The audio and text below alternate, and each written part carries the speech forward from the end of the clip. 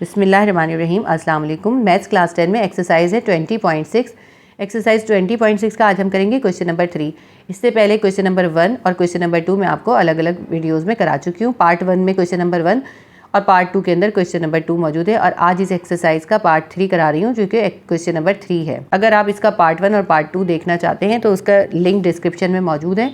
उसके अलावा अगर आपको कोई भी वीडियो देखनी हो आप प्ले लिस्ट में देख लिया करें। प्ले लिस्ट में maths class 10, physics class 10, chemistry class 10 की अलग अलग प्लेलिस्ट मौजूद है। इसी तरह क्लास 9 की भी मैथ, फिजिक्स और केमिस्ट्री की अलग प्लेलिस्ट मौजूद है। क्वेश्चन नंबर 3 क्या है हमारे पास? Find the value of m and remaining two roots of the equation 2x³ - 3mx² + 9 = 0 if its one root is 3। हमें ये इक्वेशन दी हुई है 2x³ - 3mx² + 9 = 0 और हमें एक रूट दिया हुआ है, वो रूट है 3। उसके अलावा इन्होंने हमें कहा है 2 रूट और मालूम करने हैं। देखिए ये क्यूबिक इक्वेशन है क्योंकि 2x³ से स्टार्ट हो रही है, x की वैल्यू क्यूब है इसलिए क्यूबिक इक्वेशन है तो इसके 3 रूट्स होने चाहिए। 2 हमें निकालने हैं, 1 हमें गिवन है। उसके अलावा हमें ये जो इसके अंदर m है इस m की वैल्यू भी फाइंड करनी है। तो सबसे पहले हम इस रूट के ज़रिए इस इक्वेशन की सिंथेटिक डिवीजन करेंगे, m की वैल्यू निकालेंगे, m की वैल्यू सब्स्टिट्यूट करके क्वाड्रेटिक इक्वेशन बनाएंगे। क्वाड्रेटिक इक्वेशन में m की वैल्यू सब्स्टिट्यूट करेंगे और फिर हम दोनों रूट्स निकाल लेंगे। क्वेश्चन ईजी है, मुश्किल नहीं है। तो सबसे पहले हम इस 3 के ज़रिए इसके रूट्स निकाल लेते हैं। तो ये x³ के साथ क्या है?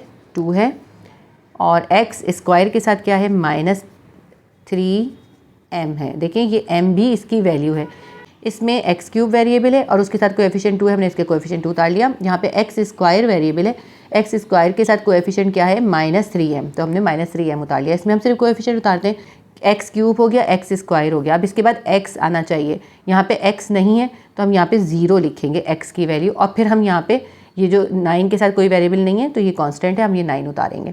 ठीक है, देखें x³ है, उसके बाद x² आएगा, फिर किसके आना चाहिए वैल्यू? x आनी चाहिए। x नहीं है तो हमने 0 ऐड करना है। ठीक है, ये चीज़ याद रखनी है, इसकी गलती से जो है पूरा गलत हो जाता है। ये 2 जो है पहली वैल्यू है, इसको हम ऐसे ही नीचे उतार लेते हैं। इस 2 को 3 से मल्टीप्लाई करें, 2 3 = 6 आ जाएगा यहाँ पे। अब ये +6 है और ये -3m है।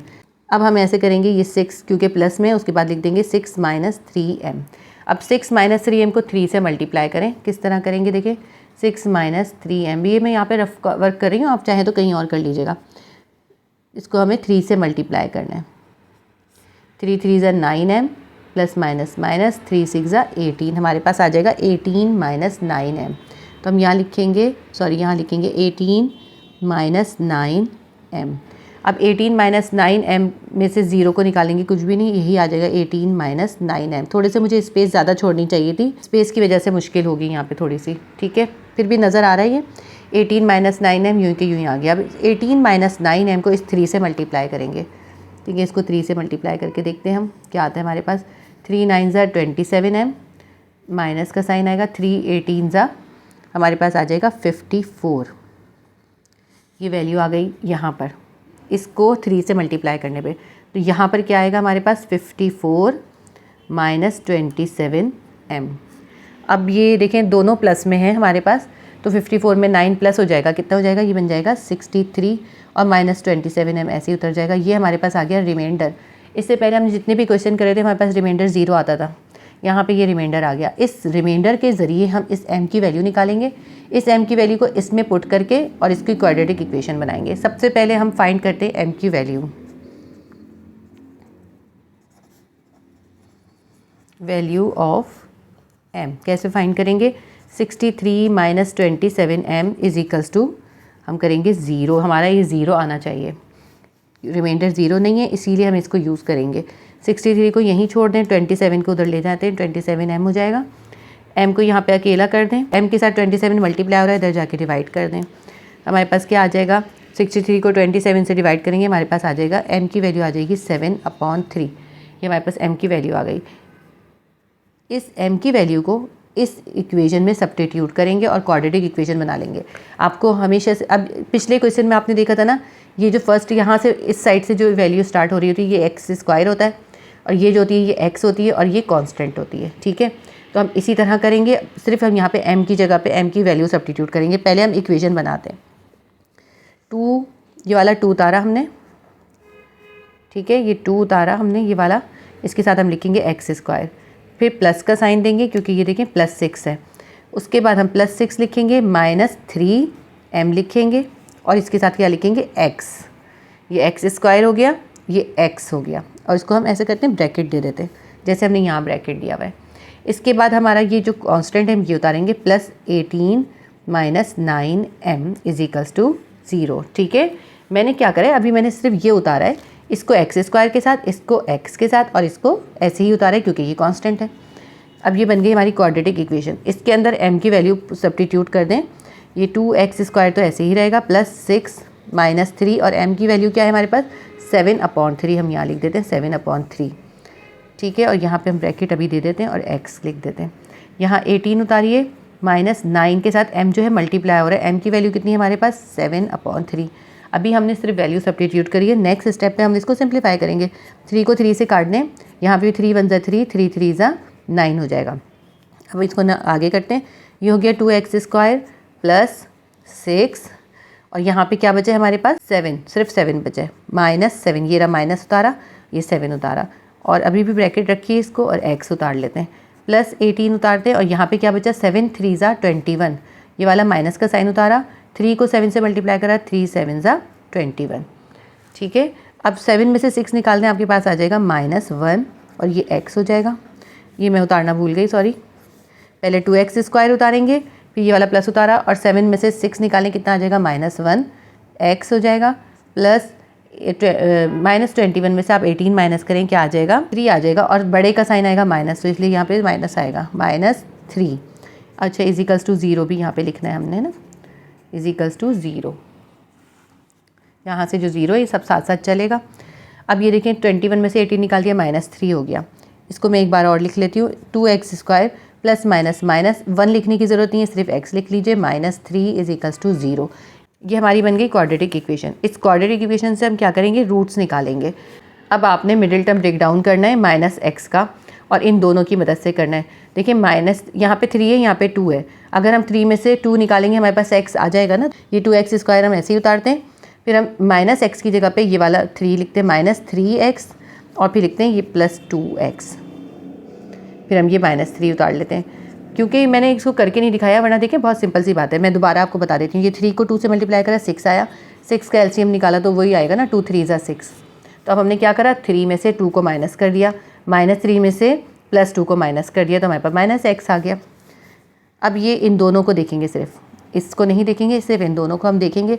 इन दोनों में क्या कॉमन है, इनमें एक x कॉमन है, वो हमने निकाल दिया। अब इसने एक x दे दिया 2x² ने, इसके पास क्या बच गया, रिमाइंडर लिखना है हमने, यहाँ पे बच गया 2 और एक x बच गया।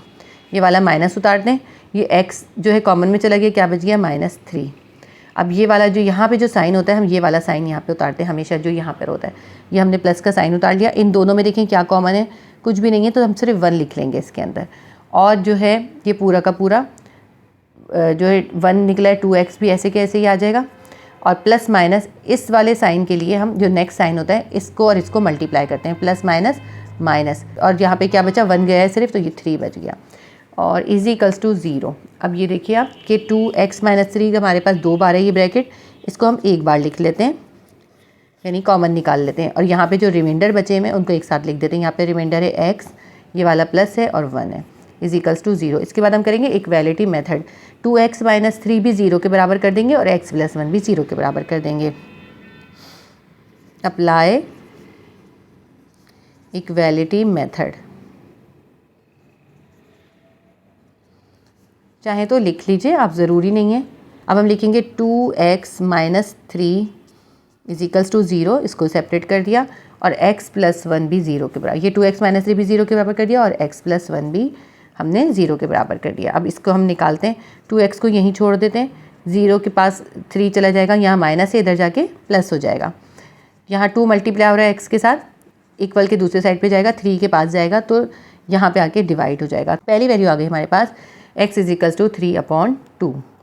इसी तरह यहाँ पे करते हैं, +1 जो है यहाँ पे 1 जो है प्लस हो रहा है, इक्वल के दूसरे साइड पे जाएगा, -1 हो जाएगा। तो बस हमारे पास यही आंसर आ गया, x = -1।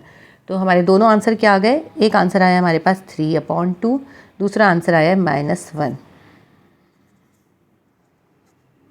ये हमारे आंसर, दोनों रूट्स आ गए, m की वैल्यू भी आ गई, दोनों चीज़ें हमसे पूछी थी।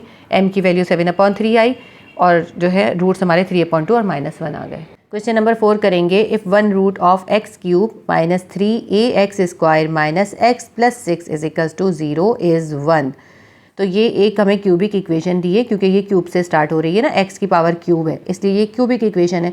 इन्होंने हमें इसका कहा है अगर इसका इस क्यूबिक इक्वेशन का एक रूट क्या है 1 है, then find the value of a। आपने इसमें ये जो a है इसकी वैल्यू फाइंड करनी है, also find its remaining roots, और इसके रिमेनिंग रूट्स भी फाइंड करने हैं। अब आप बताइए कि आपको कितने रूट्स फाइंड करने होंगे। इसमें एक गिवन है और क्यूबिक इक्वेशन है, तो हमें 2 रूट्स और फाइंड करने होंगे, क्योंकि क्यूबिक में हमेशा 3 रूट्स होते हैं। क्वेश्चन नंबर 3 के जैसा क्वेश्चन है, तो ये हम सबसे पहले 1 लिखते हैं, x की वैल्यू 1 लेते हैं और इसके ज़रिए हम इसकी सिंथेटिक डिवीजन करते हैं।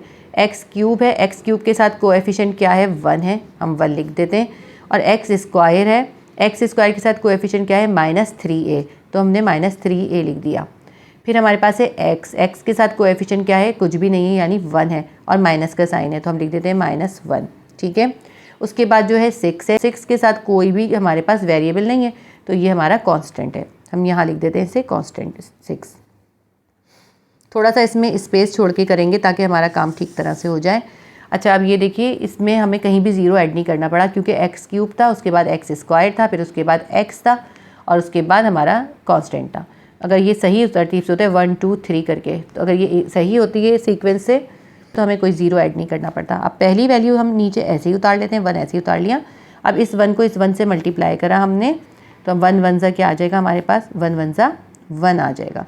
ज़ाहिर है 3a में से 1 तो माइनस नहीं हो सकता, तो हम क्या लिखेंगे 1 - 3a, इसको एक साथ उतार लेंगे। 1 - 3a को 1 से मल्टीप्लाई करें, देखिए इस तरह से, तो वही आ जाएगा ना हमारे पास -3a और 1 सेम आ जाएगा, तो हम यहाँ लिख देते हैं 1 - 3a, ठीक है। ये +1 है, 1 से 1 कैंसिल हो जाएगा और हमारे पास क्या देखें +1 है और -1 है, ये दोनों कैंसिल हो जाएंगे, 0 आ जाएगा और ये बच जाएगा हमारे पास क्या है यहाँ पे -3a बच जाएगा बस।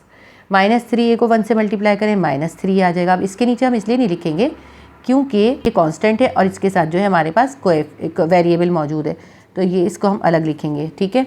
हम यहाँ लिखेंगे इसको -3a। अब ये देखिए कि रिमाइंडर क्या बचा हमारे पास, ये 6 बचा और ये -3a बचा, ये हमारा रिमाइंडर बच गया। रिमाइंडर तो 0 होता है, लेकिन इसमें हमें इस a से जो अगर हम वैल्यू निकाल लेंगे और अगर हम वो वैल्यू इस a की जगह सब्स्टिट्यूट करेंगे तो ये 0 बन जाएगा। मैं आपको पहले मैं इसकी वैल्यू निकाल के दिखाती हूँ। तो हम निकालते हैं 6 - 3a = 0 करते हैं। 6 लिखा हमने और 3a को इक्वल के दूसरी साइड पे ले गए, ये यहाँ माइनस है यहाँ प्लस हो गया।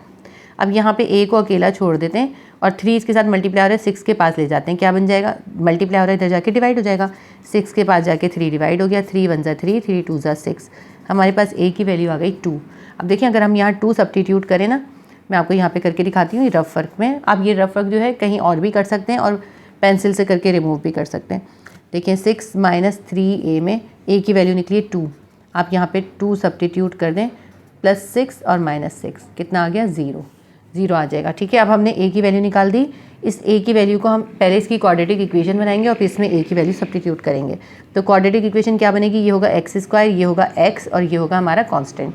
तो हम 1 की जगह साथ क्या लिखते हैं 1x² और ये क्या है हमारा +1 - 3a ब्रैकेट करके इसके x कर देते हैं, इसके साथ x लिखेंगे वेरिएबल और ये जो है -3a हम ऐसे ही उतार के = 0 कर देंगे, ठीक है। अब यहाँ पे a की जगह पे a की ये 2 वैल्यू सब्स्टिट्यूट कर देते हैं हम। x² हमने ऐसे ही लिखा, 1 - 3 a की जगह हम यहाँ लिख देते हैं 2, ठीक है, और -3 उतारा और यहाँ पे भी a है, यहाँ भी हमने लिख दिया 2। अब आगे करते हैं x² प्लस, अब ये हो गया -6, 1 - 6 और ये हमारे पास यहाँ पे x है और ये क्या हो जाएगा +- 3 2 = 6 = 0। 6 में से -6 है और ये +1 है, 6 में से 1 निकालें क्या आ जाएगा -5 और ये हमारे पास आ जाएगा, ये वाला x इसके साथ लिख दें, -6 = 0। ये -6 ऐसे ही उतार लिया, ठीक है। -6 में से 1 निकाला, 5 आ गया, ये x उतारा, ये हो गया -5x। अब यहाँ पे जो है ये हमारे पास ये बन गई क्वाड्रेटिक इक्वेशन।